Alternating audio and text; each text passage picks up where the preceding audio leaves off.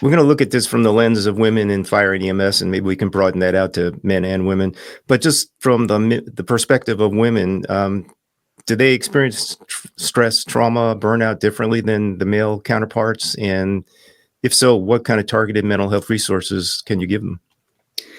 Yeah, so there was a study, I think it was with the University of Houston, that talked about the gender specific differences in coping with trauma and how we experience trauma. And the ways that we experience trauma differently are, in my opinion, related to the environment. So related to the different resources that are available to us, related to the different expectations. And it's sort of interesting in fire and EMS, it's a little bit different even than law enforcement, for instance. It really is nuanced to the specific cultures.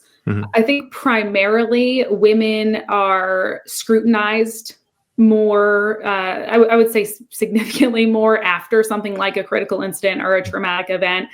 And there's this expectation with women often, and it can go either way, right? This is generalized, but often that we will fall apart after that, and that's not something that we have the resiliency to handle, and that our roles as a mother, maybe even she has kids. She's definitely going to quit after this because she's not going to want to leave her kids alone. Whereas these are not things that we typically say about male firefighters or male EMS.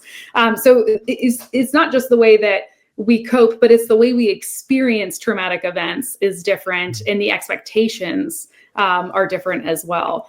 I think coping wise, tailored supports.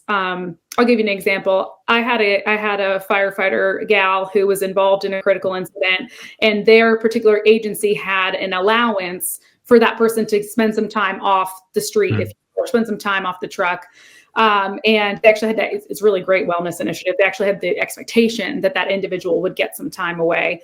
And so she, participated in that expectation. And when she returned, they gave her more light duty and took her off the truck in a way that was not assistive.